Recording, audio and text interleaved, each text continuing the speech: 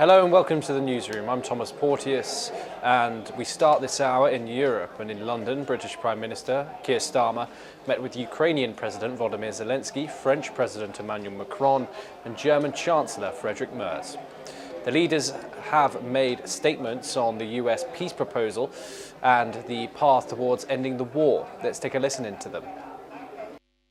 Which are very important for today, I think, unity between Europe and Ukraine, and also unity between Europe, Ukraine and the United States. There are some things which we can't manage without Americans, things which we can't manage without Europe, and that's why we need to make some important decisions. But we will talk this afternoon about the plan in some detail, but the principles remain the principles that we've operated on for a very, very long time, which is that we stand with Ukraine, and if there's to be a ceasefire, it needs to be a just and lasting ceasefire. And that's why it's so important that we repeatedly set out the principle that matters about Ukraine for Ukraine. And I think we have a lot of cards in our hands. The financing and the furniture of equipment and training programs to Ukraine, the fact that Ukraine is resisting in this war, and the fact that the Russian economy is starting to suffer, especially after our latest sanctions and the US sanctions.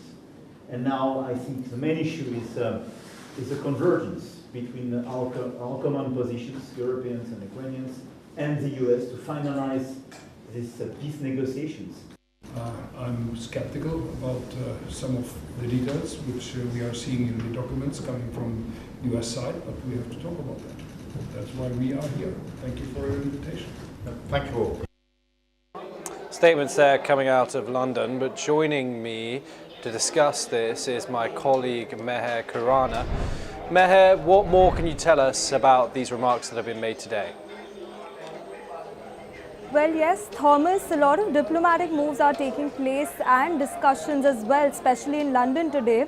And it's also important to note that along with these diplomatic moves, on the ground situation is still worse. It's not getting any better. Today we have had reports that Russia has taken over settlements in Ukraine again. They have taken over the Novodani-Livka region, which is in Zaporizhia, and they've also taken over the Chevron region in Donetsk. We move on to East Asia. Japan issued tsunami warnings on Monday night after a powerful 7.6 magnitude earthquake struck off the country's northeastern coast, raising fears of waves as high as 3 meters along the Pacific shoreline. The Japan Meteorological Agency said the quake hit at around 11:15 p.m. local time, jolting wide areas of northern and eastern Japan.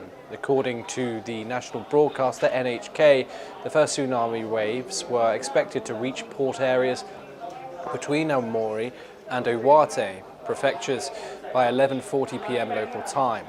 Authorities warned residents in coastal regions to stay alert and moved to higher ground. The quake's epicenter, Japan's emergency services was closely monitoring the situation, with assessments ongoing to determine the possible damage along the coast. Now we move over to the United Nations has sharply criticized what it calls growing global apathy towards human suffering, as it launched its 2026 humanitarian aid appeal in Geneva. Humanitarian aid chief Tom Fletcher says the world is witnessing rising brutality, impunity and disregard for international law, with conflicts showing horrific levels of violence. Facing major funding cuts, the UN has presented a streamlined plan seeking at least $23 billion to support 87 million people in crisis zones like Gaza, Ukraine, Sudan, Haiti and Myanmar. The full target is $33 billion to reach 135 people, but the UN warns the goal may be difficult to meet due to reductions in foreign aid, including cuts by the United States. The UN estimates that 240 million people affected by war, disease and disasters and climate impacts urgently need assistance. Let's listen in to Tom Fletcher. This is a time of brutality, impunity, and indifference. This is a time when the rules are in retreat, when the scaffolding of coexistence is under sustained attack, when our survival antennae have been numbed by distraction and corroded by apathy, when we are putting more energy and money into finding new ways to kill each other, while dismantling the hard-won ways we've developed to protect ourselves from our worst instincts, when politicians boast of cutting aid. The European Council President Antonio Costa has said while it is normal that the United States and the European Union do not share the same vision on many issues, the threat of interference in internal political life is not acceptable. Costa has stressed the vision of freedom of speech is different in the European Union and the United States. Costa also said that there cannot be freedom of speech without freedom of information, as there would be no freedom of speech if citizens and the freedom of information is sacrificed to defend techno-oligarchs in the United States. Let's listen in to what Costa had to say.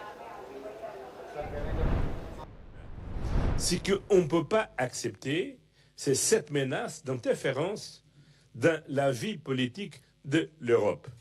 Les États-Unis ne peuvent pas remplacer les citoyens européens pour choisir quels sont les bons partis et les mauvais partis. Les États-Unis ne peuvent pas remplacer l'Europe sur la vision qu'on a de la liberté d'expression. Germany's Foreign Minister Johann Waepel is signalling cautious optimism after receiving what he calls a positive commitment from China on rare earth exports during his visit to Beijing. Waepel says Chinese officials assured him that they are taking a constructive approach to granting export licenses for key companies, a key issue as Europe struggles with its dependence on critical minerals. The trip comes as trade tensions with Brussels and Beijing escalate. Let's take a listen in to the German Foreign Minister. China hat angeboten, dass es Generallizenzen geben kann für deutsche Unternehmen und hat uns ermutigt, unsere Unternehmen dazu anzuhalten, Anträge dafür jetzt zu stellen. China hat versichert, dass man sehr konstruktiv an die Prüfung dieser Anträge herangehen wird und dass es keinerlei Bestrebungen gibt, gerade deutsche Unternehmen hier mit größeren Problemen zu belasten. Das halte ich für eine gute Zusage und ermutige jetzt die deutsche Wirtschaft, hier jetzt konkret in die Beantragung hineinzugehen. Okay, we move to Southeast Asia next, and Prime Minister Anutin Shivrinkal says that his country never wants to see violence after fresh clashes broke out in neighbouring Cambodia, but noted that the government would not stand any violation of its sovereignty. Let's have a look at what the Thai PM had to say. รัฐบาลขอยืนยันว่าประเทศไทยจะดำรงความมุ่งมั่นสูงสุดในการปกป้องอธิปไตยและบูรณภาพแห่งดินแดนของชาติตามหลักกฎหมายระหว่างประเทศและสิทธิในการป้องกันตนเองโดยชอบธรรมและในวันนี้ได้มีการประชุมสภาความมั่นคงแห่งชาติโดยมีมติยืนยันว่ารัฐบาลจะดำเนินการตามมติสภาความมั่นคงแห่งชาติก็คือจะมีการปฏิบัติการทางทหารในทุกกรณีตามเงื่อนไขของสถานการณ์ที่เกิดขึ้นและให้มีการปฏิบัติการทางทหารในเรื่องอื่นๆที่มีความจำเป็นประเทศไทยไม่เคยต้องการเห็นความรุนแรงโดยยืนยันว่าประเทศไทยไม่เคยเป็นฝ่ายริเริ่มหรือรุกรานแต่อย่างใดแต่ประเทศไทยจะไม่ยอมให้มีการล่วงละเมิดอธิปไตยและจะดำเนินการอย่างมีเหตุมีผลรอบคอบยึดหลักสันติภาพความมั่นคงและมนุษยธรรมเป็นสำคัญ Now, Doctors Without Borders President Javid Abdul-Moniem says conditions for medics and patients in Gaza remain as hard as it's ever been, with standard care and ongoing casualties despite a truce. He also urged unrestricted humanitarian access in Sudan and backed the UN Human Rights Council's call for an independent investigation. Let's listen in to his remarks. Just tap it. Tap. รัฐบาลขอยืนยันว่าประเทศไทยจะดำรงความมุ่งมั่นสูงสุดในการปกป้องอธิปไตยและบูรณภาพแห่งดินแดนของชาติตามหลักกฎหมายระหว่างประเทศและสิทธิในการป้องกันตนเองโดยชอบธรรมและในวันนี้ได้มีการประชุมสภาความมั่นคงแห่งชาติโดยมีมติยืนยันว่ารัฐบาลจะดำเนินการตามมติสภาความมั่นคงแห่งชาติก็คือจะมีการปฏิบัติการทางทหารในทุกกรณีตามเงื่อนไขของสถานการณ์ที่เกิดขึ้นและให้มีการปฏิบัติการทางทหารในเรื่องอื่นๆที่มีความจำเป็นประเทศไทยไม่เคยต้องการเห็นความรุนแรงโดยยืนยันว่าประเทศไทยไม่เคยเป็นฝ่ายริเริ่มหรือรุกรานแต่อย่างใดแต่ประเทศไทยจะไม่ยอมให้มีการล่วงละเมิดอธิปไตยและจะดำเนินการอย่างมีเหตุมีผลรอบคอบยึดหลักสันติภาพความมั่นคงและมนุษยธรรมเป็นสำคัญ Syrian armed forces paced through Umyad Square in Damascus on Monday as the country marked 1 year since the overthrow of longtime ruler Bashar al-Assad. Crowds gathered in the capital's central square, waving flags and cheering soldiers, in scenes unseen during decades of Assad family rule. President Ahmed al-Shara addressed the nation, calling on Syrians to unite and focus on rebuilding the country after years of conflict, economic collapse, and political repression. He acknowledged that Syria remains plagued by insecurity, deep divisions, and damaged institutions. Despite ongoing challenges, the anniversary was marked as symbolic and to turn the page on more than 5 decades of authoritarian rule and begin a difficult transition towards stability. Let's take a listen in to some locals. Okay, Benin President Patrice Talon has informed that the government has been able to foil a coup attempt with the help of national armed forces, which was launched by a small group of soldiers and supposedly headed by Colonel Tigri Pascal. The Benin president's first announcement about the coup came yesterday, about 12 hours after the initial rounds of gunfire were reported in several neighborhoods. News, which happens to be Benin's biggest city. In a recent address, let's take a listen in. En coordination avec le commandement des forces de défense et de sécurité, engager les actions nécessaires au maintien de la paix en vue de garantir la sécurité et la quiétude de tous sur toute l'étendue du territoire national. Je voudrais ici saluer le sens du devoir de notre armée et de ses responsables qui sont restés républicains et loyaux à la patrie. Avec eux, nous avons fait front, repris les positions jusqu'à nettoyer les dernières poches de résistance des mutins.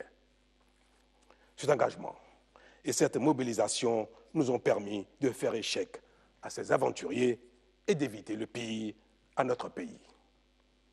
Cette forfaiture ne restera pas impuni. Additionally, a government spokesman has briefed that 14 people have been arrested as of yesterday afternoon for their alleged participation in coup plotting. No details, however, have been provided yet. Now, as per reports, Benin's President Patrice Talon has been credited with reviving the nation's economy. But Benin has also seen an increase in attacks by jihadists who have been already causing conflict in the West African region, particularly in countries such as Mali and Burkina Faso. Australia is preparing to roll out a world-first ban on social media for anyone under 16, beginning on December the 10th. Major platforms, including Facebook, Instagram, TikTok and YouTube, will be required to remove underage accounts or face heavy fines. Students in Nantes say some platforms can be harmful, while others can be useful. In Mumbai, one woman says a full ban goes too far. Let's take a listen in.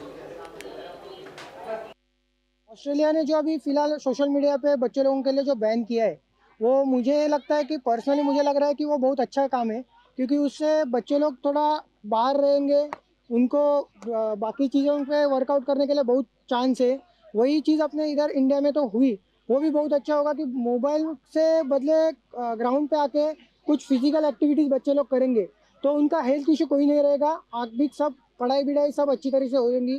So I think complete ban is wrong.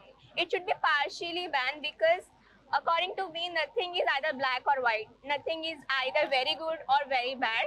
So I think there should be a partial ban because when we see social media there are many young entrepreneurs in both India and anywhere else, foreign also. So nowadays the teenagers, the Gen Z, they are very active and doing really well on social media. They are very active and doing great things, young entrepreneurs, discovering new things. So that's a good thing. Banning entire social media would really hamper them. Good to some extent, but it's very bad if they get played by somebody or if they get they can get bullied. Anything can happen because people create their fake IDs and fool people, so it's not good. And so young children are not aware of it and they do it everything very in a fun way. They are very fun loving. This generation is very fun loving, so it leads to a lot of complications. So it's good actually ban for under 16. Un peu du bateau, mais c'est juste vrai, il faut juste être éduqué au sujet. Nous, on a grandi avec, on est au courant des risques, on peut se faire goumer, enfin tout ça. Ça peut arriver, oui, il y a des travers, mais aujourd'hui c'est là, quoi, donc on va pas le nier ou nier son existence. Je pense que c'est une bonne chose d'interdire les réseaux sociaux. Après, il y a des réseaux sociaux qui sont mauvais, il y en a d'autres qui sont bons. Par exemple, pour communiquer, c'est quand même utile. Par exemple, WhatsApp ou les choses comme ça peut être bien. Mais après, il y en a certains comme X ou TikTok qui peuvent être problématiques. The global debate highlights sharp differences over how far governments should go to protect young users without cutting them off from the online world. US President Donald Trump hosted the annual Kennedy Center Honors Ceremony in Washington on Sunday, marking a notable return to one of America's most prestigious cultural events. The evening celebrated lifetime achievements in music, film and theatre. Opening the ceremony, President Trump made light-hearted remarks, including jokes aimed at his predecessor, Joe Biden, drawing a mixed reaction from the audience. The event underlined Trump's growing involvement with the John F. Kennedy Center for the Performing Arts during his second term. Let's take a listen in. This is the greatest evening in the history of the Kennedy Center. Not even a contest. And I'll tell you what, the Kennedy Center, Kennedy Center, I'm sorry. You know, they tried getting Biden to do this 4 years in a row. They tried getting him. He said, I don't think so. Would have been very interesting, though, wouldn't it? I would have watched. This year's honorees included actor Sylvester Stallone, disco legend Gloria Gaynor, country music icon George Strait, Phantom of the Opera star Michael Crawford, and rock band Kiss. Trump personally played a role in selecting the award recipients. During the first term, Trump largely stayed away from Kennedy Center events. This time, he has appointed a new board and launched major renovation plans. The ceremony will air on December the 23rd. And with that, it's a wrap on the newsroom. Keep watching NewsX World for more breaking updates.